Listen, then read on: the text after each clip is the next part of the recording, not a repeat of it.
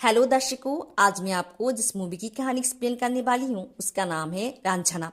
Movie की कहानी एक छोटा सा लड़का कुंदन से शुरुआत होती है। वो बनारस में एक तमिल ब्राह्मण परिवार की बेटा है। उसकी यहाँ एक पूजा होने वाली है। वो अपने दोस्तों के साथ पूजा के लिए पैसा इकट्ठा कर रही थी। वो पैसा जमा करने के लिए पड़ोस में एक मुस्लिम प्रोफेसर की घर जाती है। वह कुंदन की नजर उसी की उम्र की एक लड़की पर पड़ती है जो नमाज पढ़ रही होती है और एक नज़र में उसे वो अच्छी लग जाती है। इसके बाद वो हर जगह उस लड़की को पीछा करती रहती है। समय के साथ साथ वो लोग बड़े होने लगती है। वो लोग अब हाई स्कूल में पढ़ती है। उस लड़की को भी एहसास होती है कि कुंदन उसे पसंद करती है और उसके पीछा करती है। कुंदन की दो अच्छी दोस्त है, मुराली और बिंदिया।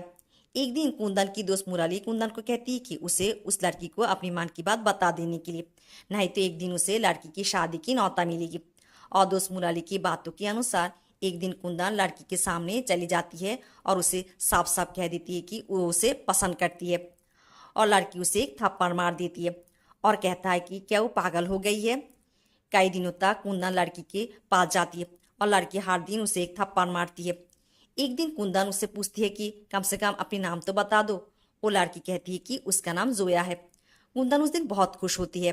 फिर जब जोया ने कुंदन से उसके नाम पूछती है, कुंदन झूठ बोलती है कि उसका नाम रिजवान है। और एक दिन जोया कुंदन को एक जगह मिलने के लिए बुलाती है। दोनों वहाँ पर मिलती है। कुंदन जोया को एक सुंदर कविता सुनाती है जिसके जरिए वो जोया को अपने प्यार की इजहार करती है। जोया को भी बहुत अच्छी लगती है।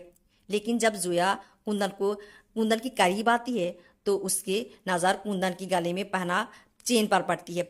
जोया समझ जाती है कि कुंदन एक हिंदू है और उसने उससे झूठ बोला है। जोया पूछती है कि क्यों कुंदन उसे झूठ बोला है। उसे झूठ बोलना बिल्कुल पसंद नहीं है और वो लोग कभी एक नहीं हो सकती क्योंकि उनकी अलग अलग धर्म है। ये कहकर गुस्से में वहां से चली जाती है। हालांकि कुंदन जोया को इतने आसानी से अपनी जिंदगी से भुला नहीं देगा। एक दिन जब जोया टैक्सी से स्कूल जा रही थी तो कुंदन टैक्सी में चढ़ जाती है और जोया को बताती है कि क्यों जोया उससे प्यार नहीं करती है, क्योंकि वो हिंदू है इसलिए। और कहता है कि जोया को उसे अपनाना होगा, नहीं तो अपने हाथ काट लेगी। और कुंदन ब्लेड से जब अपनी हाथ की कलाई काटने जाती है, जोया और बर्दाश्त नहीं कर पाती है और वो रोती हुई कुंदन को गले लगा लेती है। और टैक्सी में बैठी बाकी सभी पैसेंजर ये देख लेती है और ये खबर जोया के पिता तक पहुंच जाती है। जोया के पिता एक कॉलेज की प्रोफेसर है। समाज में उनकी एक खास इज्जत है। उनकी बेटी कोई दूसरी धर्म के लड़के को पसंद करती, ये उन्हें बर्दाश्त नहीं होती है और वो जोया को बहुत डांटती है और उसे अलीगढ़ उसकी मौसी के घर भेजने की फैसला लेती है। जब कुंदन को ये पता चलती है कि जोया जा रही है तो ट्रेन स्टेशन पहुंच जाती है। जोया बहुत रोती रहती है और ट्रेन चलने लगती है। कुंदन जोर जोर से चिल्लाते हुए कहती रहती है कि वो जोया के लिए इंतजार करेगी। देखते देखते 8 साल बीत जाती है। जोया अब दिल्ली की एक यूनिवर्सिटी में पढ़ाई करती है और छुट्टियों में घर आती है। जब कुंदन को पता चलती है कि जोया घर आ रही है तो वो ट्रेन स्टेशन पर जाकर जोया के लिए इंतजार करती है। लेकिन जोया उसे पहचान नहीं पाती, उसके सामने से चली जाती है। कुंदन को बहुत बुरा लगती है।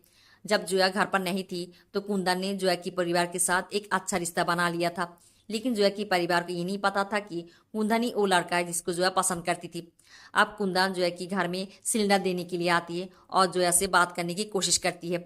लेकिन जोया पहले तो कुछ समझ नहीं पाती। कुंदन इशारों से जोया को समझाने की कोशिश करती है। एक समय पर जोया को कुंदन और उसके बीच बचपन के रिश्ते के बारे में याद आ जाती है। कुंदन जोया को बाहर ले जाती है पानी पूरी खवाने के लिए और उनके रिश्ते को आगे ले जाने की बात करती है। लेकिन जोया हैरान होकर कहती है, अरे वो तो बचपन की पागलपन था, अब वो लोग बड़े हो गए हैं और वो दो अलग अलग धर्म की है, उन लोगों के बीच कभी भी रिश्ता नहीं हो सकती, ये सब कुछ भूल जाने के लिए। ये सब कुछ सुनकर कुंदन की दिल टूट जाती है। फिर भी कुंदन जोया के करीब रहने के लिए जोया के घर आती जाती रहती है। जोया की परिवार जोया के लिए शादी की बात करती है। जोया कुंदन को अपने कमरे में बुलाती है और कहती है कि वो ये शादी नहीं कर सकती है। कुंदन ये सुनकर बहुत खुश हो जाती है। वो जोया को कहती है कि वो इस मामले में कुछ करेगी। और कुंदन जोया के पिता को ऐसा एक फोटो दिखाती है जिसे देखकर उन्हें ये लगा कि जोया के लिए चुना गया लड़का कैरेक्टरलेस है और जोया की पिता शादी तोड़ देती है।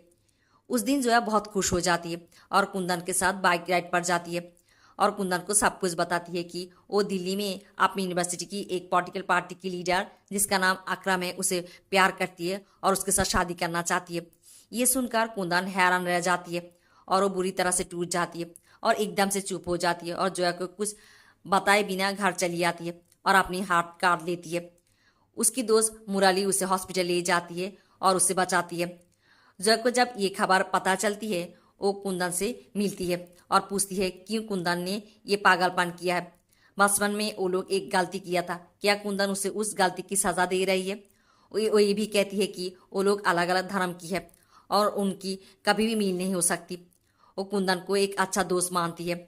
अब कुंदन अपना दर्द छुपाते हुए जोया से कहती है कि ठीक है, वो जोया की परिवार को अकरम से उसकी शादी के लिए मनाएगी और गुस्सा होकर ये भी कहती है कि जिस दिन जोया की शादी होगी उसी दिन वो भी शादी कर लेगी।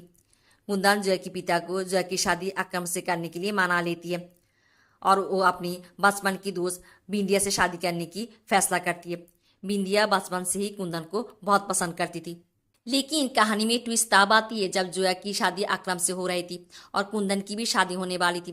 कुंदन जोया के लिए रो रही थी, लेकिन अचानक उन लोगों की नज़र एक न्यूज़पेपर पे पड़ती है और पता चलती है कि जोया जिसको अकरम बोलकर शादी कर रही है असल में उसका नाम जगजीत है, जो एक हिंदू सिख है।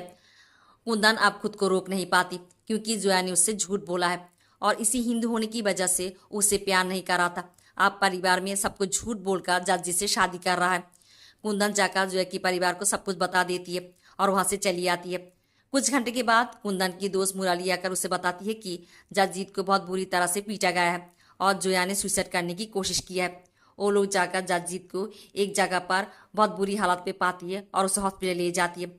उनकी मदद करते हुए कुंदन बिंदिया के साथ अपनी शादी पे नहीं जा पाती और कुंदन के पिता उसे घर से निकाल देती है। जगजीत की परिवार आकर जगजीत को घर ले जाती है। कुंदन जोया से मिलती है, उसे माफ़ करने के लिए कहती है, लेकिन जोया उससे बात नहीं करना चाहती है। जब जोया थोड़ी बहुत ठीक होती है तो कुंदन उसे बहुत मनाती है और जोया को जगजीत के घर ले जाती है। कुंदन अपनी गलतियाँ सुधारना चाहती है, वो जगजीत और जोया को मिल कराना चाहती है, लेकिन किस्मत को कुछ और ही मंजूर थी। कुंदन जोया को बाहर बैठाकर घर के अंदर जाती है और जगजीत की फोटो पर माला चढ़ती हुई देखती है। इंटरनल इंजरी की वजह से जगजीत की मौत हो गई थी। कुंदन अब खुद पर काबू नहीं रख पाता। वो पागल की तरह भागती हुई घर की बाहर चली आती है। जोया उसे पीछे से आवाज़ लगाती रहती है। ये जानकर जोया भी पत्थर की तरह सख्त हो जाती है। कुंदन खुद को इतना दोषती है कि हर जगह पर पागल की तरह घूमती रहती है। मन की शांति के लिए वो मंदिर, मस्जिद, गुरुद्वारा जाती है और अपने पापों की बातचीत करने के लिए प्रार्थना करती है, लेकिन उसे कहीं पर भी शांति नहीं मिलती। एक दिन एक आदमी उसकी हालत देखती हुए उसे बताती है कि अपने पापों की बातचीत करने के लिए उसे कर्म करना होगा। कुंदन अब ये पता लगाती है कि जोया अब कहाँ है। उसे पता चलती है कि वो घर वापस नहीं गई है। कुंदन समझ जाती है कि जोया अपनी यूनिवर्सिटी वापस चली गई है और कुंदन दिल्ली में जोया की यूनिवर्सिटी पहुंच जाती है। कुंदन वहाँ जाती है और देखती है कि जोया जगजीत की पॉलिटिकल पार्टी को लीड कर रही है। कुंदन यूनिवर्सिटी के पास एक चाय की दुकान पर काम लेती है और जोया की पार्टी के लोगों को चाय और नाश्ता देती है। इसी तरह वो जोया के करीब रहने की कोशिश करती है और जोया को उसे माफ़ करने के लिए कहती है और जोया की मन में जगह बनाना चाहती है, लेकिन जोया उससे दूर रहने के लिए कहती है। कुंदन जोया की पार्टी के लोगों के साथ अच्छा रिश्ता बना लेती है और एक बार वो अपनी होशियारी दिखाकर पार्टी को एक बड़े खतरे से भी बचा लेती है। इसी तरह वो सभी के बीच जगह बना लेती है। उसे पार्टी में एक पद दिया जाता है और पार्टी की तरफ से भाषण देने के लिए अलग अलग जगह पर भेजा जाता है, मगर जोया इसे नाखुश होती है और सभी को समझाना चाहती है कि जगजीत की मौत के लिए कुंदन ही जिम्मेदार है, लेकिन उसकी बात ज़्यादा काम नहीं करती। कुंदन पार्टी की ज़रूरत के हिसाब से नाम बना लेती है। कुंदन की पॉपुलैरिटी को देखकर चीफ मिनिस्टर जोया को बुलाती है और उसके साथ कुछ बातचीत करती है।